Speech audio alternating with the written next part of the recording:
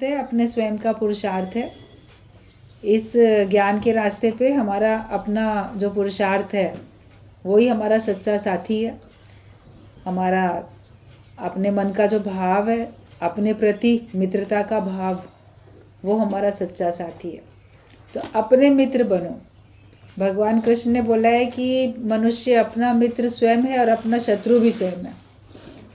दूसरे आप बोलो हमारे ना बहुत दुश्मन हैं, मगर वो सारे बाहर हैं, मगर तुम स्वयं अपने दुश्मन हो इस बात का पता ही नहीं। वो फिर गुरु समझाता है।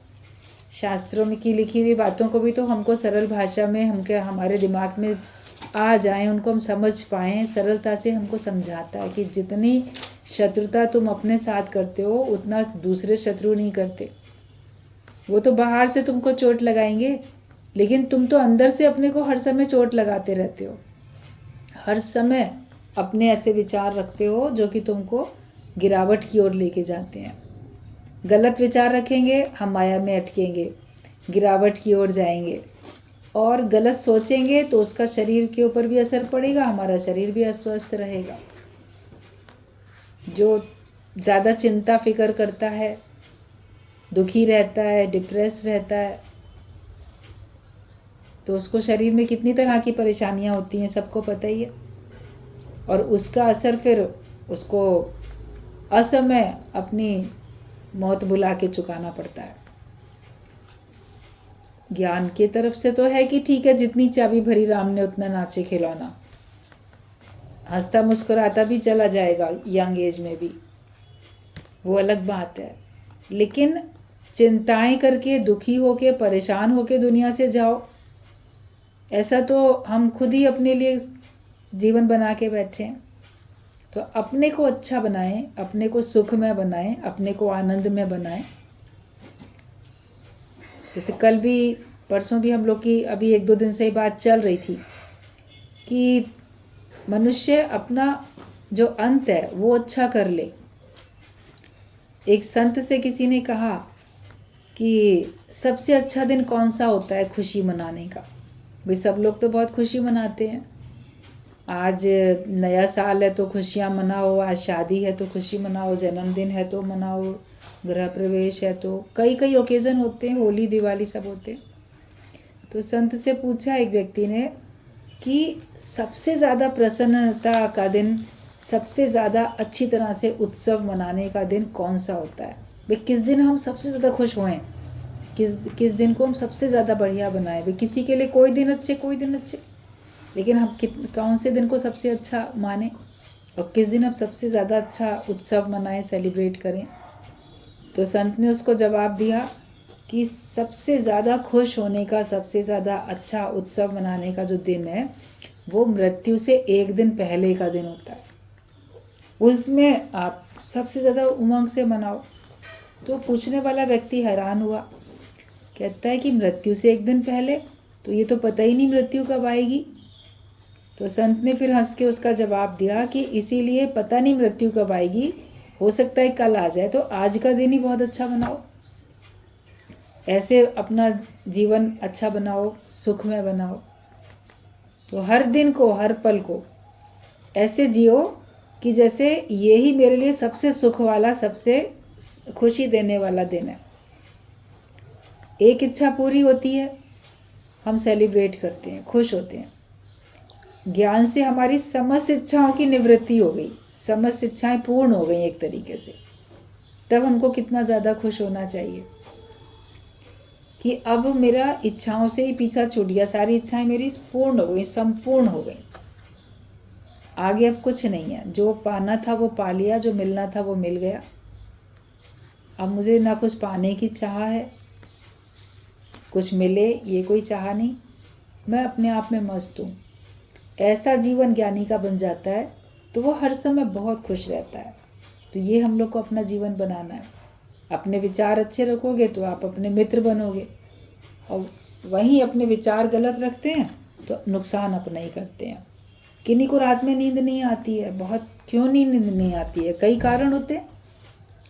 लेकिन जिनको नींद ना आने की प्रॉब्लम होती है तो उसका असर भी तो उनके शरीर पे पड़ता है।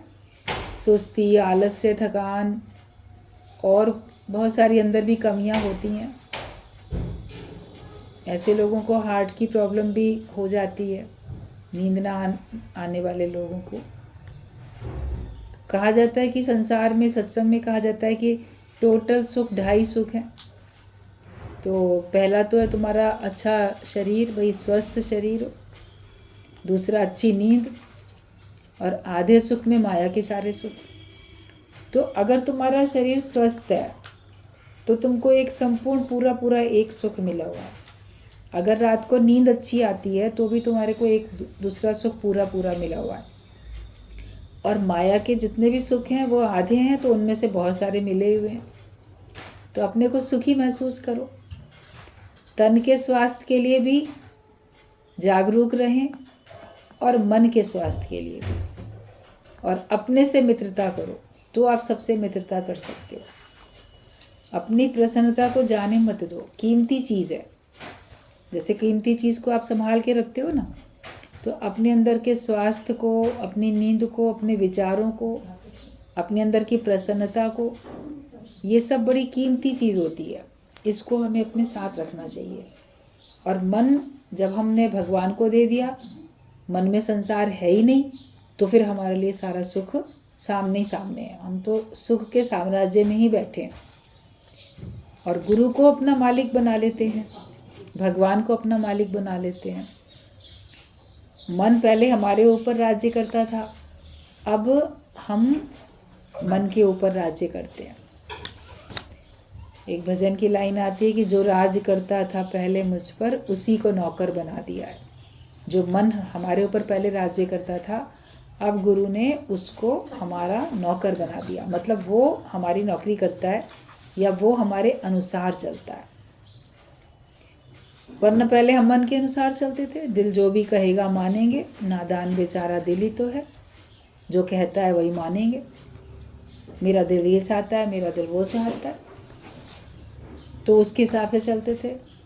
अब आप जो चाहते हो, मन भी वही उसी डायरेक्शन में जाता है। आप बोलो नहीं मन चलो सत्संग में, चलो मन माया में नहीं जाओ, बुराइयों में नहीं जाओ, तो आपका मन नहीं जाएगा। वरना आपका मन जाता था और आप भी उसी के साथ चले जाते थे। अपने को अपने मन से अलग कैसे हों, ये हमको शिक्षा मिल जाती है। और वो जब मन बेचे सतगुरु के पास, तिस सेवक के कारज रास। जो अपने मन के विचार जो भी उठते हैं, उनको गुरु के साथ साझा करता रहता है, बताता रहता है, बिना किसी दुराव छिपाव के, तो उसको युक्तियाँ मिलती रहती हैं, उन्नति होती रहती है। और वहीं मन का एक भी विचार अगर हम छिपाएंगे, तो वो ही कहीं ना कहीं से हमको आगे चल के बहुत बड़ी मुसीबत में डाल देगा, बहुत बड़ा वो हमारा नुकसान कर देगा। तो गुरु जो है वो हमारा मन का मालिक भी बन जाता है, और वो फिर हमको अपने ही मन का मालिक बना के देता है। और गुरु तुम्हारे मन पर कैसे राज्य करता है कि जब मन समर्पित करोगे तब गुरु का कहना मानोगे, जब गुरु को अधिकार दोगे तब गुरु तुम्हारे मन पर राज्य कर सकेगा। गुरु तो आपके मन पे राज्य पहले करे, और फिर वो आपको अपने मन का मालिक बनाए। जो हम पहले अपने मन के गुलाम थे, अपने इच्छाओं के, विचारों के गुलाम थे, तो हम कैसे अपने ही मालिक बन जाएं। उसके लिए पहले हमें अपना मन देना पड़ता है कि नहीं, गुरु राज्य करेगा मेरे मन पे। तो वो किस तरह से राज्य करेगा, मतलब कि मन जैसा भी है, उसके जो विचार हैं वो गुरु को पता होंगे, हमने उस समर्पित कर दिए, और फिर हम जो युक्ति मिलती है, जो आज्ञा हमको मिलती है, वो मानेंगे। तब तो होगा कि मेरे ऊपर गुरु का राज्य चलता है। वे घर में किसी की चलती है, पूरा घर है, जॉइंट फैमिली है, तो उसमें कोई एक व्यक्ति की चलती है, तो कहते हैं ना इसी का राज चलता है घर में, क्योंकि उसी की बात मानी जाती है। तो हमारे मन के ऊपर गुरु का राज चले, मतलब कि गुरु की बात को मानो, जो वो ज्ञान हमें सुनाता है उस ज्ञान को मानो, उस ज्ञान के हिसाब से जीवन बनाओ। या हमें कोई अगर आज्ञा दी जाती है तो हम उस आज्ञा को माने, और सहर्ष माने, खुशी से, मजबूरी में, लाचारी में, दुखी होके नहीं, लेकिन हम खुशी से माने। तो जब हम गुरु का कहना मानेंगे और हम गुरु को इतना अधिकार दें कि तुम मेरे को आज्ञा में चलाओ, हर एक को थोड़ी आज्ञा में चलाएगा गुरु। देखता है कि हाँ इसका इतना प्रेम है और ये मेरी बात मानता है, ये मान सकता है। जब उसको महसूस हो ये मेरी बात मान सकता है, तभी वो बात बताएगा। और आप जब मानोगे ही नहीं, आपने इतना अधिकार ही नहीं दिया, आप इतना क्लोज ही नहीं होते हो, डिस्टेंस मेंटेन करके बैठते हो, तो ऐसे के ऊपर थोड़ी ना गुरु अपना राज्य चलाएगा। कि जो हमको समझता ही नहीं है, हमारी बात को भी नहीं समझता है, तो उसको हम कैसे अपना कोई बात बता के उसको अपने अनुसार चलाएं? क्योंकि उसने इतना क्लोज नहीं हुआ, दूरी बना के रखता है और मानता भी नहीं है। तो उसके साथ गुरु भी फिर वैसे ही रहता है कि ठीक है, ये मानता ही नहीं है, इसकी गत मत ये जाने, ये अपने मन के हिसाब से चल रहा है तो उसको मन के हिसाब से चलने दो। हो सकता है इसका मन ज्ञान सुनते सुनते अच्छा बन गया हो, इसको अच्छी तरफ भी लेके जाए, और हो सकता है इसका मन आगे चल के इसको गिरा भी दे, क्या मालूम। तो जिसको जिस बात में खुशी मिलती है, गुरु तो उसको ऐसे ही छोड़ देता है। वो तो सबको खुशियाँ देने के लिए ही है, सच्ची प्रसन्नता देने के लिए है। अपना गुलाम नहीं बनाता, लेकिन अपनी आज्ञा में चला के तुम्हारे मन को तुम्हारे अधीन करने के लिए। कभी ऐसे लगता है कि गुरु तो जैसे बहुत अधिकार रखता है, उसको बताए बिना कहीं जाओ नहीं, उसकी आज्ञा का ज़रूर पालन करो, सेवाओं में लगो। तो जैसे इसने अपना नौकर अपना गुलाम बना लिया, तो वो नौकर और गुलाम दिखता है बनता हुआ, लेकिन माया की गुलामी से छुड़ाने के लिए, मन की गुलामी से छुड़ाने के लिए। और वो तो आप समान बनाता है, संत करे आप समान, जैसा वो खुद है बिल्कुल वैसे ही बनाता है। हम इच्छाओं के गुलाम हैं तो इच्छाओं से छुड़ाएगा, तो हम विकारों के गुलाम हैं तो विकारों से वो छुड़ाएगा। अपने देह अध्यास में हम इतने जकड़े हुए हैं कि हमको अपना देह अध्यास ही नहीं पता चलता, वो उसको पता चलता है। तुम अपने को देह मान के बैठे हो, किस किस बात में कहाँ कहाँ अटकाव है। उससे छुड़ाने के लिए कभी कैसी कैसी युक्तियाँ गुरु भी हमारे साथ अपनाता है, और सहज में, जानबूझ के भी नहीं, कभी जान के भी और कभी सहज भी। कि देखिए ये हर बात में अपने मन को मोड़ सकते हैं कि नहीं। जो गुरु के आगे अपने मन को मोड़ सकता है, वो संसार में हर एक के आगे अपने मन को मोड़ सकता है। वो परमात्मा के तरफ से आई हुई किसी भी परिस्थिति में अपने मन को मोड़ सकता है। उसे कष्ट नहीं होगा, मन को मोड़ने में तकलीफ नहीं होगी, क्योंकि उसने अपने मन को मोड़ लिया।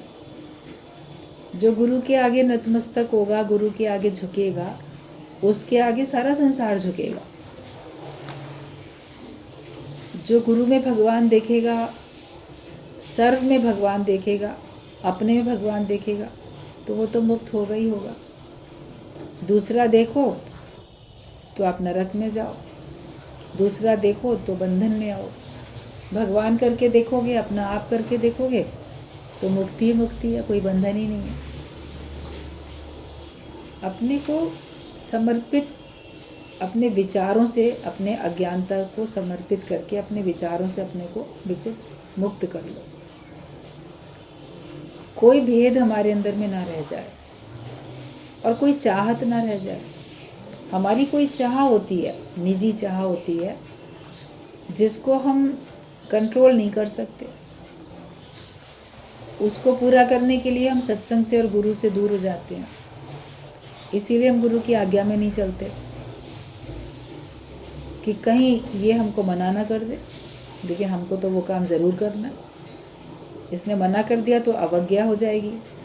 इससे अच्छा इतना नज़दीक ही ना रहो कि कोई हमसे पूछे या बताए। तो कहते हम तो कर ही रहे हैं, ठीक कर रहे हैं, हमको जो समझ में आ रहा है वो कर रहे हैं। सबकी अपनी अपनी गतमत है, लेकिन अगर गुरु तुम्हारे मन पे राज्य करेगा तो तभी करेगा जब तुम उसको इतना अधिकार दोगे। नहीं अधिकार दोगे तो वो तुम्हारे मन पे राज्य नहीं करेगा। तुम अपने स्वाभाविक गुण में और अपने स्वरूप में रहो। जैसे अग्नि का स्वभाव होता है गर्म, पानी का स्वभाव होता है ठंडा। अग्नि मतलब ही गर्म। कहीं छोटी सी भी चिंगारी होगी तो भी वो गर्म होगी। कभी कभी आग जलती रहती है, लकड़ियाँ जलती रहती हैं, कभी उसमें से चिंगारियाँ निकल के इधर उधर गिरती भी आपको दिखी होंगी, कभी अंगीठी में से, कभी चूल्हे में से। ऐसे कोई चिंगारी, कहीं आग है तो कहीं निकल के गिर जाती है। तो वो छोटी सी चिंगारी भी तो गर्म होती है ना, ठंडी थोड़ी होती है। और कहीं भी अग्नि होगी तो वो गर्मी ही देगी, क्योंकि उसका वो स्वभाव ही गर्म है। पानी का अपना जो स्वभाव है वो ठंडा है। उसको हम गर्म परिस्थिति में रखेंगे तो गर्म हो जाएगा। अग्नि के संपर्क में जाएगा तो गर्म होगा, लेकिन अग्नि के संपर्क से केवल हटा के रख दो तो वो अपने वास्तविक स्वरूप में धीरे धीरे आ जाता है, फिर वो नॉर्मल ठंडा हो जाता है। उसको फ्रिज में रख दो, अति सर्दी में वो जम जाएगा, लेकिन फिर जब वहाँ से निकाल दो तो देखो फिर नॉर्मल स्वरूप में आ जाता है, फिर वो पिघल जाता है, क्योंकि उसका स्वभाव तरल है और शीतल है। ये पानी का अपना स्वभाव होता है, तो वो अपने स्वभाव में रहता है। हर व्यक्ति अपने अपने निजी स्वभाव में भी है, लेकिन जो मनुष्य का स्वभाव भगवान ने बना के दिया, हम अपने स्वभाव से हट गए। हमारा जो सच्चा स्वभाव है उसमें हमको अपने आप को वापस लाना है। पशु पक्षी अपने स्वभाव में चलते हैं, मनुष्य को अपने स्वभाव में चलना है। तो हम अपने स्वाभाविक गुण और स्वरूप में रहें। हमारा स्वभाव है मुक्त स्वरूप होना, आनंद स्वरूप होना, शांत स्वरूप होना, वो हमारा स्वभाव है। क्योंकि हर व्यक्ति मुक्ति चाहता है, बंधन कोई नहीं चाहता। आज़ादी हर एक को चाहिए, लेकिन वो आज़ादी शरीर से लगा लेते हैं। अब आज़ाद रहना उसका जन्म सिद्ध और अपना खुद का उसका निज स्वभाव है। बंधन में आना उसका स्वभाव नहीं है मनुष्य का। इसलिए किसी का भी ऊपर से बंधन होता है, अधिक अनुशासन होता है, तो मनुष्य का मन पसंद नहीं करता उसको, क्योंकि उसको लगता है कि जैसे मैं दब रहा हूँ, जैसे कि मेरे को बंधन डाला जा रहा है। और मुक्त रहना उसका स्वभाव है, तो वो उसको देह से लगा के परेशान होता रहता है। आत्मा का गुण है, आत्मा को कोई बांध नहीं सकता। आप शरीर को कमरे में बंद कर सकते हो, शरीर को रस्सियों बेड़ियों से जकड़ सकते हो, शरीर पे बंधन डाल सकते हो, लेकिन आपके आत्मा पे तो कोई बंधन नहीं डाल सकता। तो जो हमारा सच्चा स्वरूप है, हमारा शक्ति स्वरूप, आत्मा का जो स्वरूप है, वो मुक्त स्वरूप है। तो ये मनुष्य का है, तो हमेशा मुक्त होके रहो। क्यों? कहीं इच्छाओं के, कामनाओं के, विकारों के, माया के, स्वभाव के, जगत के, सबके गुलाम बन के क्यों चले? मन के विचारों के गुलाम बन के क्यों चले? क्योंकि हमको तो अपने सच्चे स्वरूप में रहना है। मुक्त स्वरूप हमारा असली स्वरूप है। मछली स्वाभाविक तैरती है, मनुष्य स्वाभाविक मुक्त है, तो उसको भी वैसे ही रहना है। और आनंद स्वरूप है हमारा सच्चा स्वरूप, आनंद स्वरूप है। हम हमेशा आनंद में ही रहना चाहते हैं, दुखी कोई नहीं रहना चाहता। दुख को दूर करने की सब प्रार्थना करते हैं, दुख ना आए इस बात की प्रार्थना करते हैं, दुख आना जाए इस बात की आशंका में भी रहते हैं, क्योंकि वो उनका स्वरूप है ही नहीं, इसीलिए उसको नहीं चाहते। आता है तो परेशान होते हैं, उसको दूर करते हैं।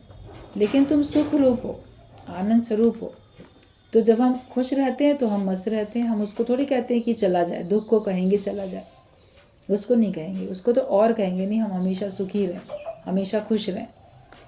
चाहता है मन हमेशा खुश रहना, क्योंकि ये उसका अपना स्वाभाविक स्वरूप है, गुण है, लक्षण है। तो सुख रूप होके रहो, आनंद रूप होके रहो, शांत स्वरूप हमारा है। कभी भी हमारा मन अगर अशांत भी होता है ना, कभी मन में खिन्नता आती है, कभी मन में उलझन होती है, तो उससे भी हमको बड़ी परेशानी होती है, कितना अनईजीनेस लगता है, सहज महसूस नहीं करते, असहज अवस्था में आ जाते हैं। लेकिन जब सब कुछ चारों तरफ से ठीक ठीक देखते हो तो आपका मन कितना शांत रहता है। तो ये शांति हम बाहर की परिस्थितियों के कारण से अपने में लाना चाहते हैं, लेकिन शांत स्वरूप मेरा हो जाए, परिस्थिति कैसी भी हो, बाहर कितनी भी विपरीत परिस्थिति हो, वो मेरे शांत स्वरूप में विघ्न ना डाल सके, मेरे आनंद स्वरूप में विघ्न ना डाल सके, मेरे मुक्त स्वरूप में विघ्न ना डाल सके। ऐसा अपने को तैयार करो ऐसे विचार अपने को दो, मुझ आत्मा में ना कोई दुख है, ना कोई बंधन है। No sin, no sickness, no death. मुझ आत्मा में ना कोई बीमारी है, ना कोई पाप है और ना कोई मृत्यु है। मैं आत्मा मुक्त स्वरूप हूँ और मैं सुख रूप हूँ।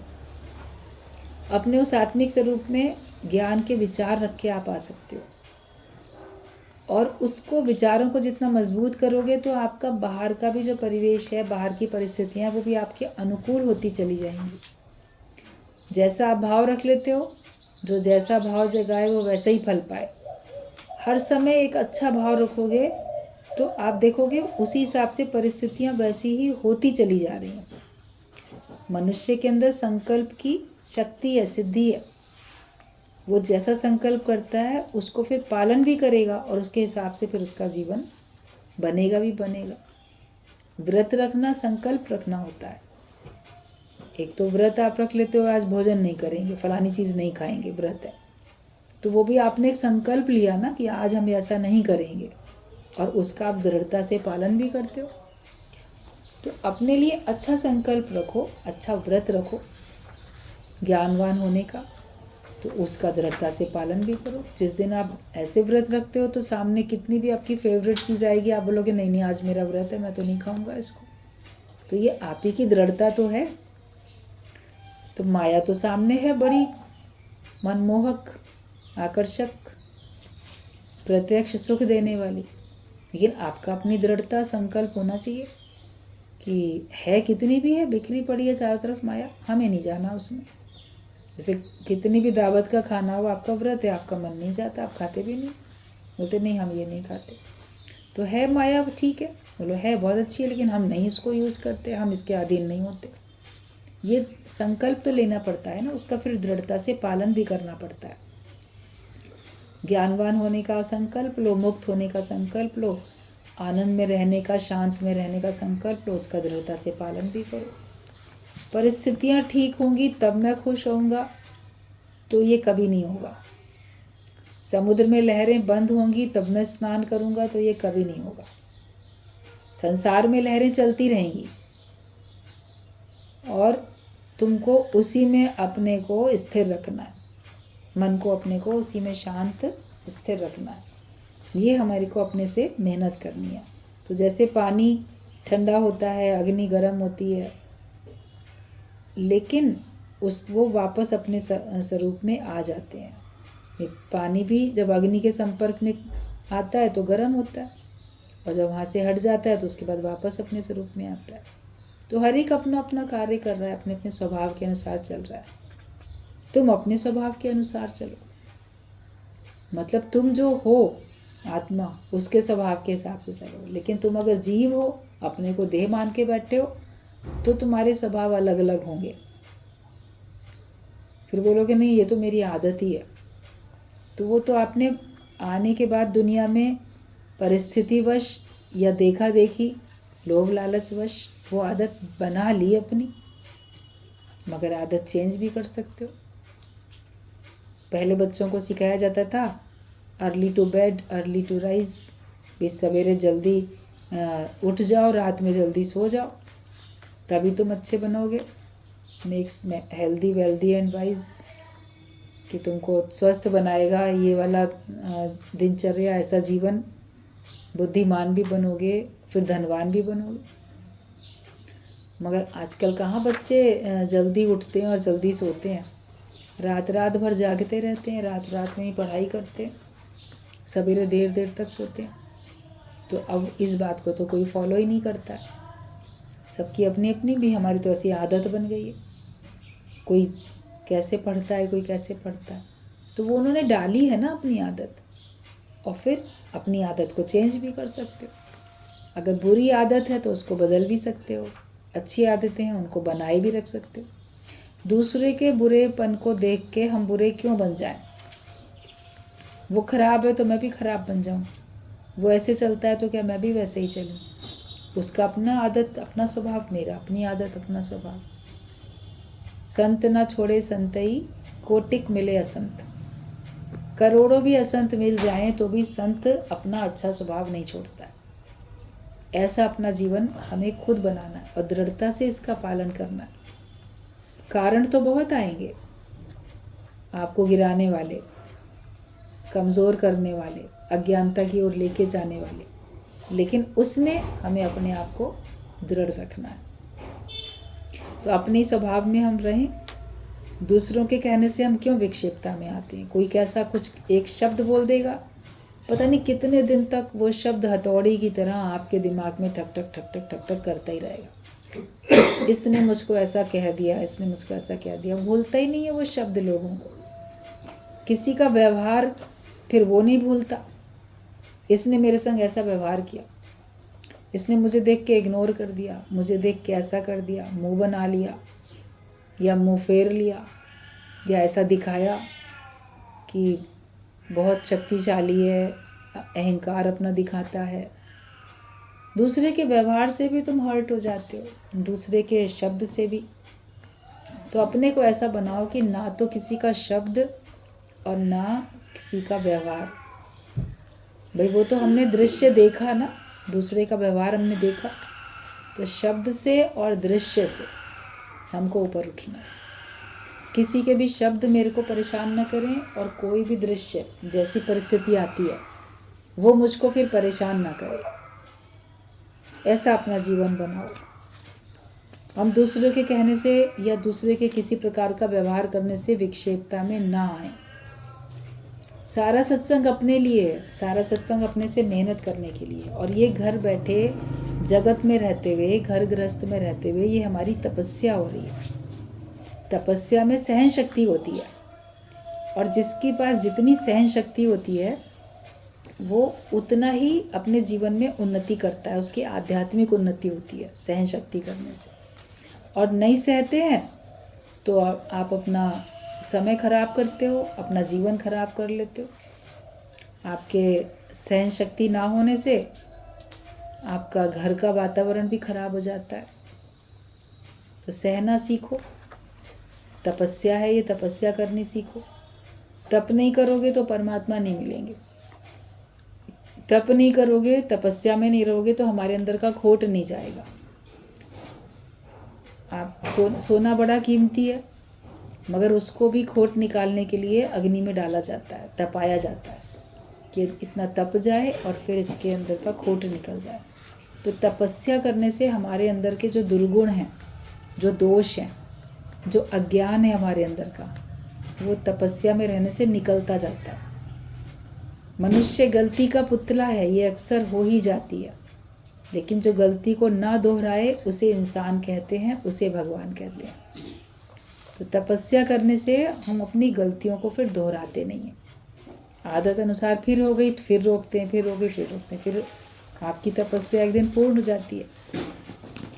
तपस्या में विघ्न पड़े, आपका मन डामाडोल हुआ, फिर से तपस्या की, फिर आपने देखा, तो आप देखोगे जब तपस्या पूर्ण हो जाती है तो उस समय आपको भगवान के दर्शन हो जाते हैं। अक्सर ऐसा पढ़ा है, सुना है, देखा है आपने फिल्मों में, सीरियल में। कठिन तपस्या जो भी संत भक्त करते हैं, तो जब उनकी तपस्या जब पूर्ण होती है तो भगवान दर्शन देते हैं। जब तक तपस्या पूर्ण नहीं होती तब तक भगवान दर्शन नहीं देते। तो हम भी तप करते करते जब पूर्णता को प्राप्त हो जाते हैं, हमारे अंदर जीव भाव है तो हम अधूरे हैं, हमारे अंदर आत्मिक भाव है तो हम पूर्ण होते हैं। तो तभी तो हमको भगवान का दर्शन होता है, तब तो हम सर्वत्र भगवान देख पाते हैं। जीव भाव वाला व्यक्ति तो अधूरा है, वो कैसे भगवान देखेगा? तो ये सब हमारी तपस्या हो रही है। जो भी विपरीत परिस्थितियाँ आती हैं ये हमको दृढ़ता में लाने के लिए, मजबूती दिलाने के लिए आती हैं। तो हम विक्षेपता में क्यों आए?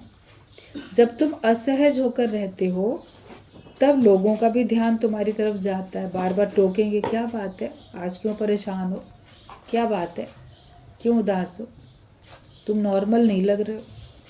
तो नॉर्मल और नेचुरल होके हमको रहना है। जब हम किसी बात से विक्षेपता में आते हैं, नॉर्मल हमारी स्थिति नहीं लगती है, तो बाकी लोग भी आपको नोटिस करते हैं और टोकते भी हैं। फिर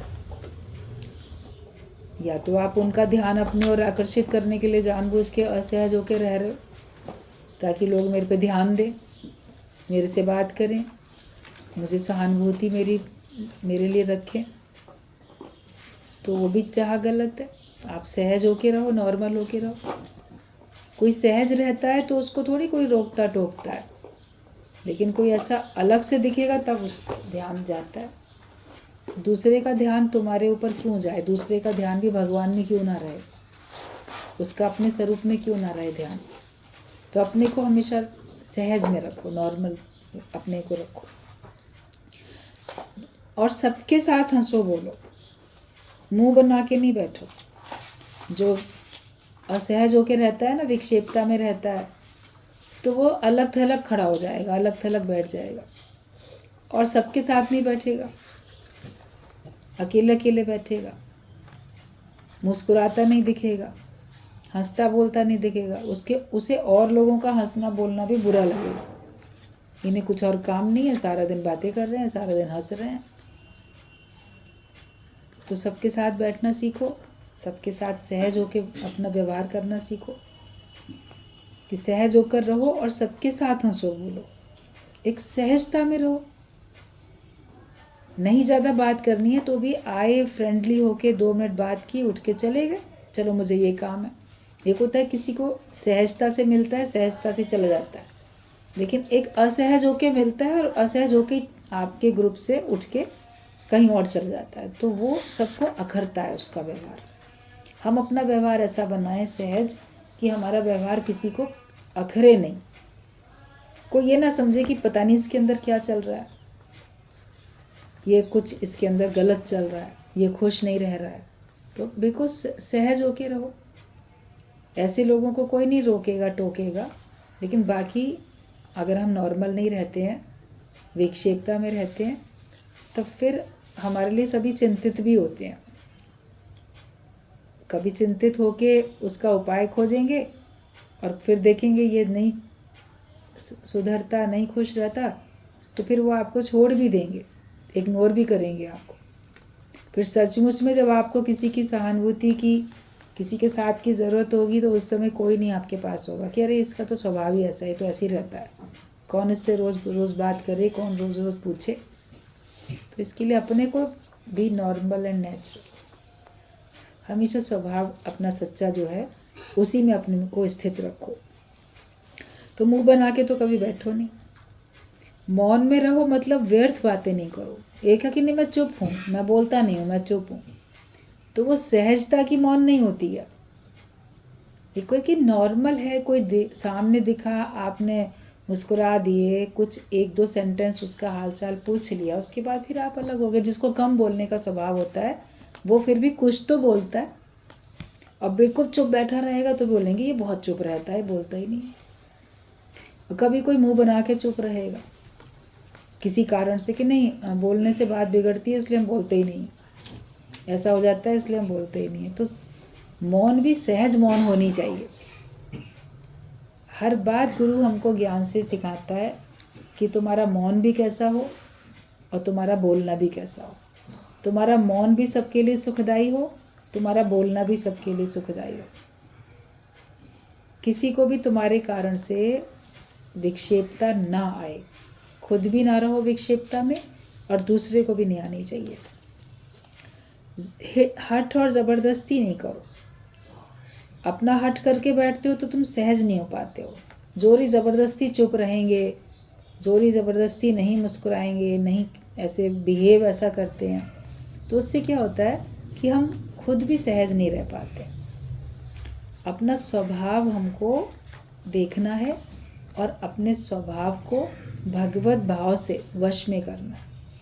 भगवान का भाव रखो तो आपका स्वभाव आपके वश में हो जाएगा, और फिर वो स्वभाव सबके अंदर में अच्छे भाव लाएगा।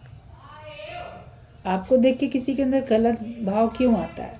कहीं ना कहीं हमारा भी तो भाव या हमारा स्वभाव या हमारा बाहर से जो आचरण है, एक्टिविटीज़ हैं, वो थोड़ी ठीक नहीं है, इसीलिए कभी ऐसे लगता है।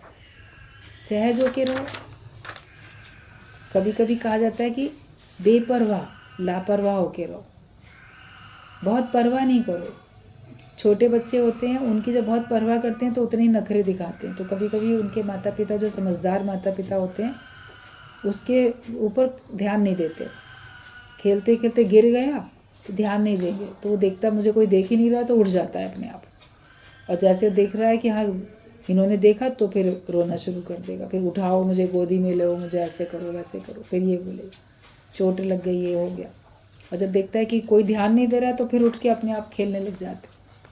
तो मन का ऐसा स्वभाव होता है। कभी कभी फिर बेपरवाह लापरवाह होके भी रहना पड़ता है। बहुत किसी के पीछे आप उसको देखोगे तो वो भी अपने सच्चे स्वरूप में नहीं आ सकेगा। तो कभी गुरु ध्यान देता है, कभी वो ऐसे अंदर से तो ध्यान देता है, अंतर हाथ सहार दे बाहर मारे चोट। कभी लगता है कि गुरु हमारे पर ध्यान नहीं दे रहा, मगर उसका ध्यान है, मगर वो तुमको स्वयं से आगे बढ़ने के लिए, ऊंचा उठने के लिए समय दे रहा है कि तुम अपनी उन्नति खुद करो, अपने से करो। तो ना तो कोई दिखावा करो और ना जिद करो किसी बात की, उससे हम सहज नहीं हो सकते हैं। और ज्ञानी पने का दिखावा भी नहीं करो। कई लोग अंदर से ज्ञानी नहीं होते हैं, लेकिन वो फिर ज्ञानी पने का दिखावा करते रहते हैं, हम तो बड़े ज्ञानी हैं। तो उसमें भी उनको अपने अंदर फिर नुकसान होता है। अगर आपको किसी बात की तकलीफ हो रही है तो कहीं बैठे हैं, अच्छा लोग क्या कहेंगे, ये सत्संग में जाता है, फिर अभी घर में मृत्यु हो गई तो रो रहा है, ये नुकसान आ गया तो ऐसे बोल रहा है, कर रहा है। तो कभी ज़बरदस्ती हट करके भी अपने को ज्ञानी दिखाते हैं,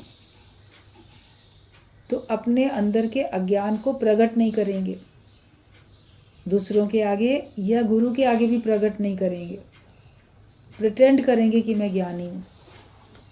वो भी आपके लिए अंदर नुकसानदायक होता है।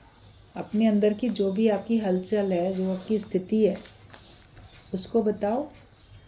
और डॉक्टर को आप जैसे अपनी बीमारी बता के दवाई लेते हो, ऐसे बता के आप औषधि लो। सर्व रोग का औषध नाम, भगवान का नाम, भगवान का ज्ञान के वचन, यही हमारे लिए औषधि हैं। तो इनको हमको लेना है।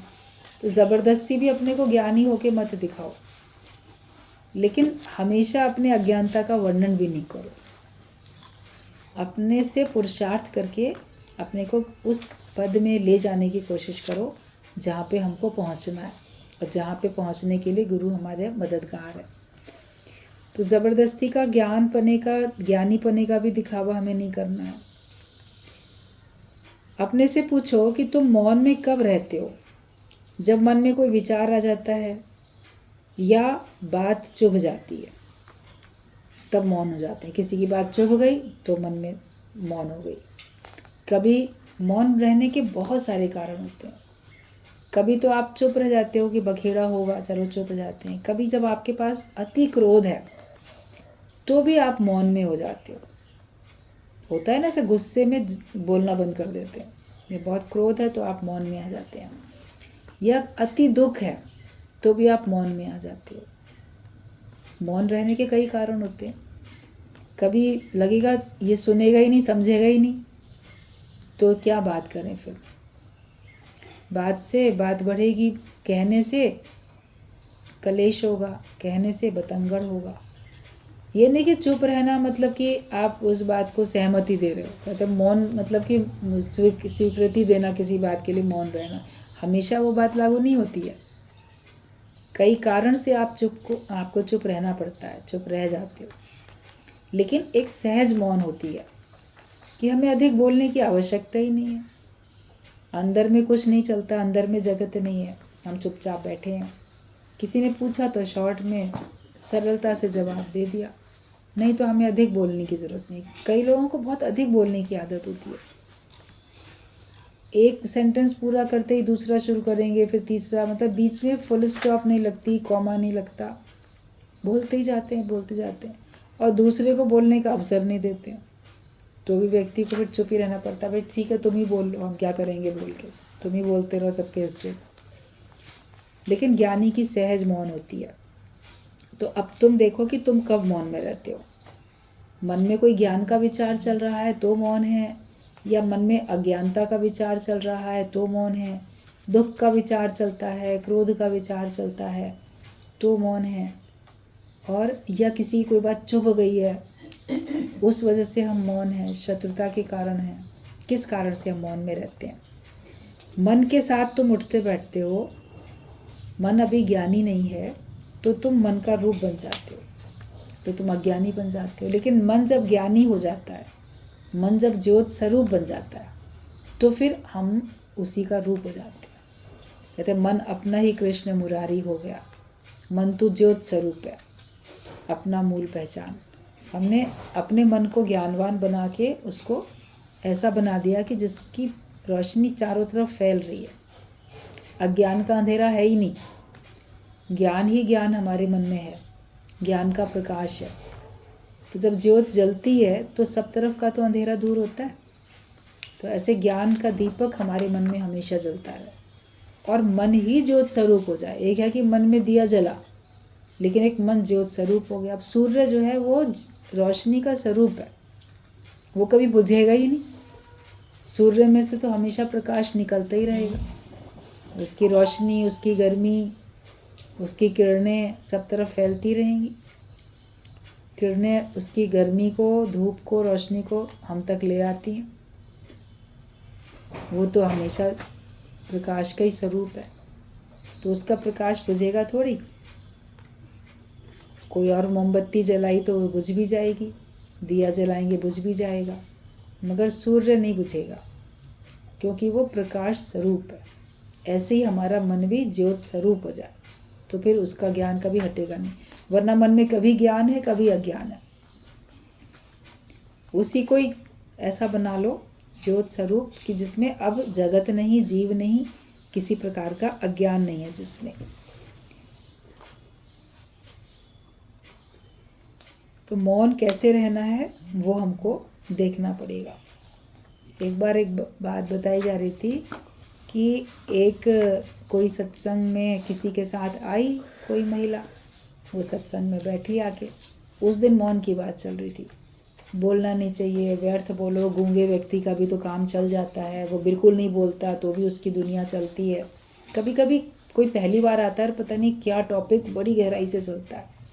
तो फर्स्ट टाइम आई और टॉपिक चला मौन का, कि अगर तुम गूंगे होते, बोलना जानते ही नहीं, तो भी तो तुम्हारी दुनिया चलती कि नहीं चलती, इशारे में चलती। तो तुम कितना व्यर्थ घर में बोलते हो, क्यों बोलते हो, घर में मौन में रहो। ऐसी बात चल रही थी, गुरुजी बोल रहे थे इस तरह से। ये सच्ची बात है, कोई दृष्टांत मराया हुआ नहीं है। तो सुना उसने, बड़ी गहराई से सत्संग सुना, और आज पहली बार आई हूँ, सुना है, मेरे को उसको अमल करना है। अब जैसे ही घर में पहुँची, लोगों को तो था आज पहली बार हमारे घर की माताजी सत्संग गई है, आए कि देखें क्या सुन के आई, क्या करें। आई, किसी से नहीं बोलना, एक शब्द नहीं। कोई पूछे क्या हो गया, इशारा थोड़ा बहुत कर दिया, कुछ नहीं, मैं बस चुप रहो, बोले ही नहीं। तो उनको लगा ये क्या हो गया, नाराज़ हो गई हमसे या क्या बात है। तो ऐसा ज़बरदस्ती का मौन थोड़ी गुरु बताता है। घर वाले बड़े परेशान हो गए। अगले दिन आई वो सत्संग में, तो पीछे से घर वाले भी आए। कहा गुरु ने कि ऐसी मौन थोड़ी कही थी तुमको कि तुम बिल्कुल बात ही नहीं, लोग समझे शायद नाराज़ है, बोल ही नहीं रहा है। ये ऐसा क्या इसको सिखा दिया गया कि मौन व्रत लेना है क्या। जैसे कई बार आप लोग मौनी अमावस्या पे मौन रखते हो ना, तो मन तो बोलता रहता है, ऊपर से चुप रहते हो, इशारों से बात भी करते रहते हो। तो वो मौन सच्ची मौन थोड़ी है। आपके अंदर का जगत समाप्त हो गया, आपको बोलने की अभिलाषा ही नहीं है, ज़रूरत नहीं है। बाकी बोला तो आपने सहज बोला, सहज बोलना, ज्ञान बोलना भी तो मौन में ही आता है। अभी गुरु तो हर समय सत्संग करता रहता है, उसके मुख से हर समय ज्ञान की चर्चा होती रहती है। तो बोलो गुरु तो बहुत बोलता है, वो कभी मौन में नहीं रहता। क्या गुरु 2-2 घंटे, 4-4 घंटे भी अगर सत्संग करेगा तो क्या आप ये बोलोगे ये बहुत बोलता है। उसका बोलना आपको बोलना नहीं लगेगा, उसका बोलना आपको लगेगा कि ये ज्ञान ही सुना रहा है, ये मौन में ही है। आपका मन, इंद्रियां सब मौन में आती चली जाएंगी, स्थिरता आती जाएगी। और कोई व्यक्ति आके बैठ के बहुत बोले नॉन स्टॉप, तो बोलोगे कितना बोलता है ये, मगर गुरु के लिए नहीं बोलोगे कितना बोलता है। वो तो लगेगा और भी सुनाए, और भी सुनाए, इतनी जल्दी सत्संग क्यों ख़त्म हो गया, हमको भी और बोलना चाहिए था। क्योंकि वो सत्य की बात बोलता है, ज्ञान की चर्चा होती है, और उससे हमारी उन्नति होती जा रही है, हमारे अंदर में अंतर्मुखता आती है। बाकी बातें जो लोग बोलते हैं उससे हमारा भी मन बहिर्मुखता में जाता है, जगत में जाता है। लेकिन गुरु की जो बातें होती हैं उनको सुनने से हमारे अंदर में अंतर्मुखता आती है। हमारा मन सब तरफ से हटके अपने स्वरूप में टिकता है, भगवान में हमारा मन लगता है। तो ये बोलना मौन में रहने के लिए ही होता है। तो क्या मौन रखनी है, कैसे मौन रखनी है, इस बात को हमको देखना है। तो हम किसी भी तरह से असहज होके नहीं रहें, नॉर्मल होके रहें। बोलो तो भी सहजता से, और मौन में रहो तो वो भी सहजता से ही हमको मौन में रहना। एक एक बात को हम लोग को सीखते चले जाना।